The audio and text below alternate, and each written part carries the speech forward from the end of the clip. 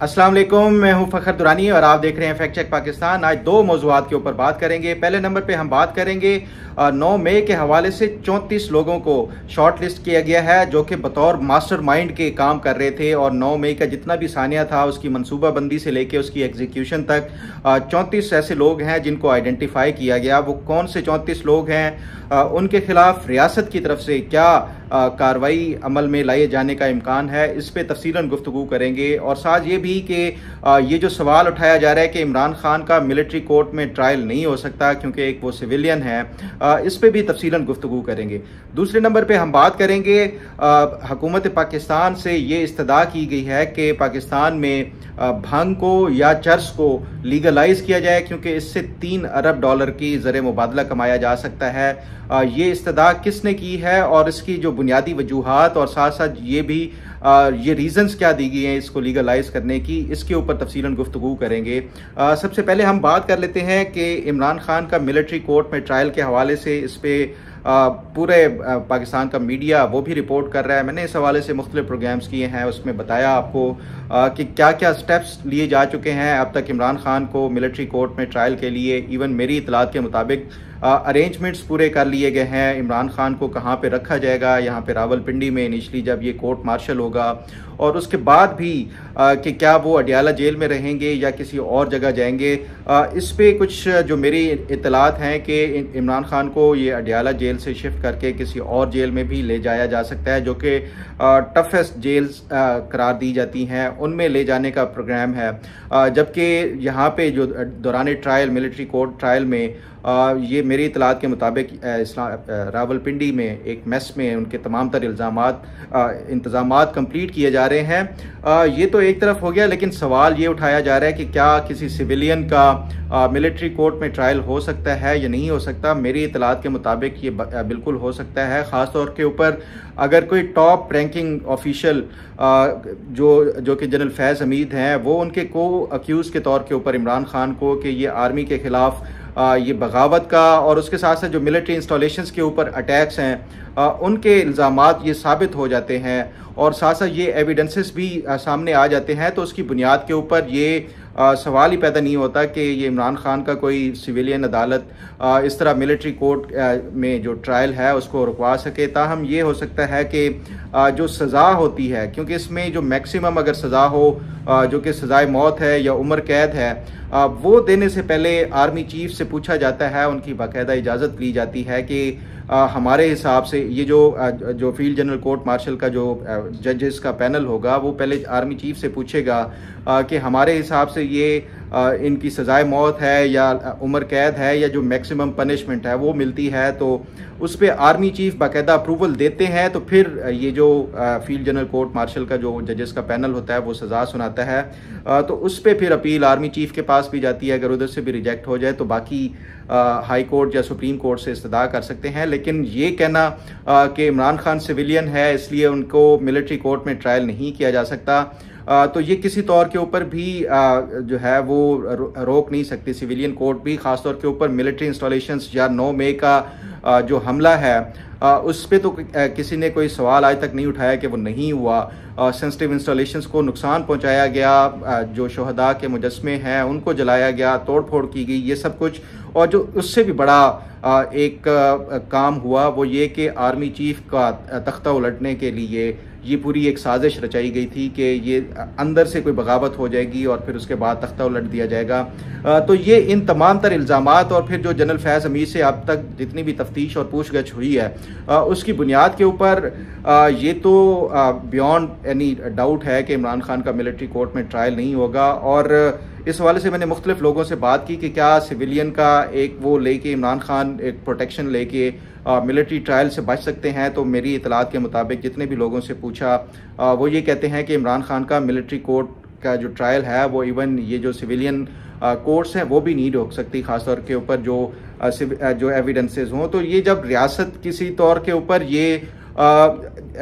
फैसला कर लेती है कि अगर किसी शख्स ने टकराव लिया या टक्कर ली है रियासत के साथ, तो उससे फिर मुमकिन नहीं होता जो लड़ना और बचना उससे। बहरहाल ये तो जो एक इमरान खान के मिलिट्री कोर्ट में ट्रायल के हवाले से, लेकिन इस पे जो ओवरऑल अब तक की तहकीकात हुई उस पर मैं पहले ही आपको बता चुका हूं कि 130 के करीब एविडेंसेस हैं जो कि सिविलियन पुलिस ने और उसके साथ साथ बाकी जो बनाई थी JITs वगैरह उन्होंने इकट्ठे किए थे इमरान खान के 9 मई के हवाले से, जिसमें मुख्तलिफ वॉइस नोट्स हैं, बाकी जो पूरी प्लानिंग है वो तो एक तरफ है। फिर उसके बाद आपको याद होगा कि एक जो पंजाब की निगरान हुकूमत आई थी उसने एक बनाया था, कमेटी बनाई थी बाकायदा तौर पे, और उस जो पंजाब काबीना की तरफ से इंक्वायरी कमेटी के ये 9 मई के हवाले से आप इसके ऊपर काम करें, और उसके जो टर्म्स एंड रेफरेंसेस थे जो TORs के तहत जितने भी अवेलेबल एविडेंसेस जो कि लॉ इन्फोर्समेंट एजेंसीज की तरफ से इकट्ठे किए गए थे, उसकी बुनियाद के ऊपर ये जो काबीना की कमेटी थी उसने 34 लोगों को आइडेंटिफाई किया बतौर ये जो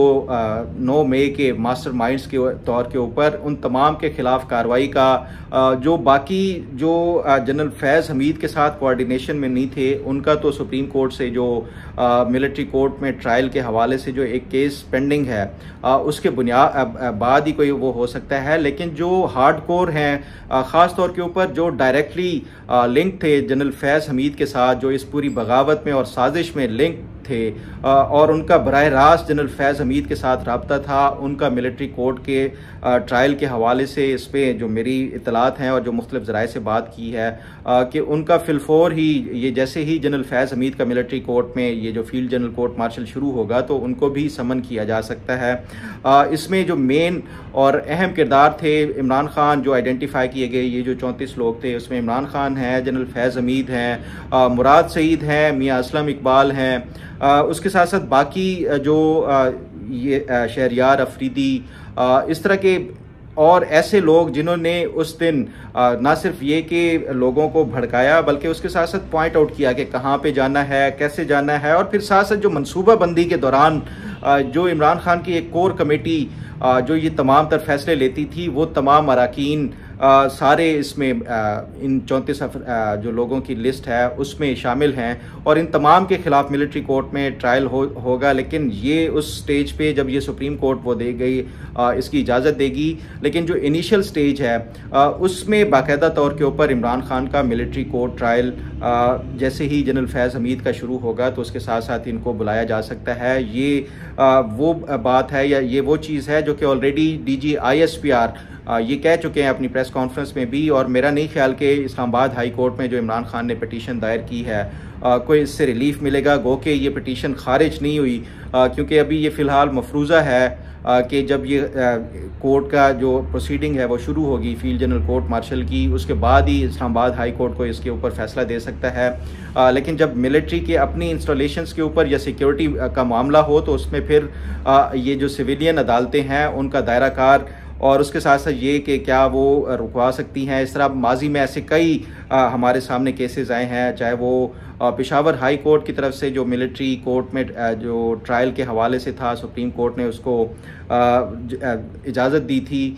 इसी तरह और कई एग्ज़ाम्पल्स हैं जिसकी बुनियाद के ऊपर सिविलियन का मिलिट्री कोर्ट में ट्रायल होता है। तो ये इमरान खान का इस हवाले से बच निकलना कोई ज़्यादा मुमकिन नज़र नहीं आ रहा। बहरहाल इस पे मज़ीद जो अपडेट और इन्फॉर्मेशन होगी वो आपके साथ ज़रूर शेयर करूँगा। बात कर लेते हैं कि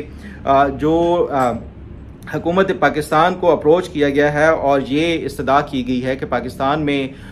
जो भंग है उसकी काश्त को लीगलाइज किया जाए और उसके साथ साथ जो उसकी फिर फाइनल फॉर्म में जो चर्स होती है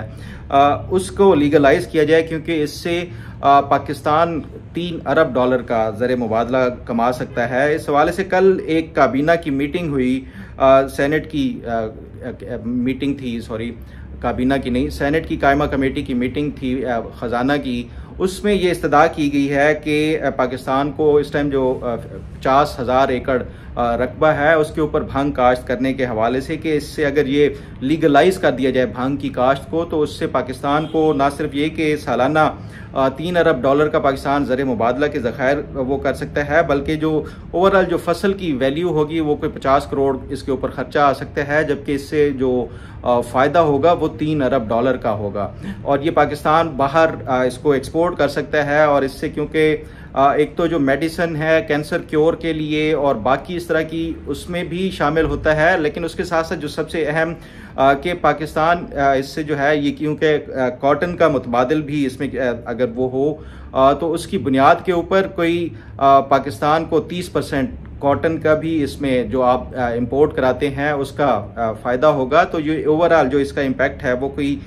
3 बिलियन डॉलर का है। ये कल कायमा कमेटी में जो ब्रीफिंग दी गई उसके चेयरमैन PCSIRC थे, उन्होंने ब्रीफिंग दी है और ये बताया कि अगर कानूनी हैसियत मिल जाए भांग को तो उससे कॉटन का जो मिक्स कपड़ा है कैंसर की अद्वियात तैयार की जा सकती हैं, जबकि एंटरटेनमेंट जो के मकासद के लिए भी इसको इस्तेमाल किया जा सकता है, क्योंकि इससे जो चर्स बनता है वो कहते हैं कि कोई ज़्यादा इतना ख़तरनाक नशा नहीं है जिस तरह के बाकी हैं। तो इस वजह से इसको लीगल एक वो दिया जाए, प्रोटेक्शन दी जाए या कवरेज दी जाए। और फिर साथ ये कि भांग के जो पौधे से बनने वाला कपड़ा है वो हसास जिल्द वालों के लिए बड़ा इसका फ़ायदा मंद होता है। और फिर इसके साथ साथ ये कि ये पाकिस्तान को 30% काटन की जो इंपोर्ट है वो उसकी बचत होगी। तो ये अमेरिका की वो कहते हैं कि इसकी जस्टिफिकेशन के लिए कि 24 रियासतों में इसको लीगल एक वो प्रोटेक्शन दी हुई है, तो पाकिस्तान भी इसके ऊपर अमल दरामद करते हुए इसको लीगलाइज कर दे और इससे ना सिर्फ ज़र मुबादला के ज़खायर जो है उसमें वो होगा, और फिर उसके साथ साथ जो आपकी जो इंपोर्ट है कॉटन की और ओवरऑल इकॉनमी वो बेहतर होगी। अब ये एक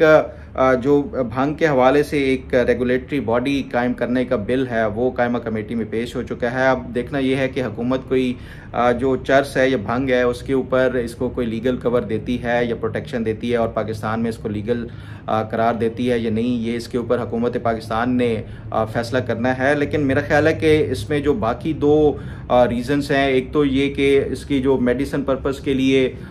या इसको एक्सपोर्ट करने के हवाले से या कपड़े के उसके लिए वो तो एक वो हो सकता है, लेकिन जो एक तीसरी रीज़न इसमें बताई गई है कि एंटरटेनमेंट या एक लाइटर नशे के तौर के ऊपर, वो मैं नहीं समझता कि इसको हुकूमत को इजाज़त देनी चाहिए, क्योंकि नशा चाहे वो किसी भी किस्म का या किसी भी उसमें हो तो वो अगर सरकारी सतह के ऊपर उसको लीगल कवर दिया जाएगा तो मेरा ख्याल है कि इससे फिर हालात कोई वो अच्छे नहीं होंगे, ख़ासतौर के हमारी यूथ के हवाले से। तो बाकी अगर इसकी जो इंडस्ट्रियल पर्पज़ और उसके लिए वो हुकूमत अगर इसकी इजाज़त देती है और इसकी काश्त के हवाले से भी कोई वो सरकारी सतह के ऊपर वो किया जाता है तो मेरा ख्याल है कि कोई इसमें हर्ज नहीं है, ख़ासतौर के ऊपर हम हमारे जैसा मुल्क जिसकी ऑलरेडी ये ज़राअत और बाकी जो चीज़ें हैं वो उसमें काफ़ी वैसे ही हम पीछे हैं। तो इस पर हुकूमत पाकिस्तान को कोई फ़ैसला लेना चाहिए, लेकिन ये जो एंटरटेनमेंट पर्पज़ वाला है मैं नहीं समझता कि ये कोई दुरुस्त और जायज़ इसके वो की गई है। इस हवाले से मज़ीद जो भी इन्फॉर्मेशन और अपडेट होगी वो आपके साथ ज़रूर शेयर करूँगा। उम्मीद है आपको आज का प्रोग्राम भी पसंद आएगा। अल्लाह ताला आपका हामी और नासिर हो। अल्लाह हाफ़िज़।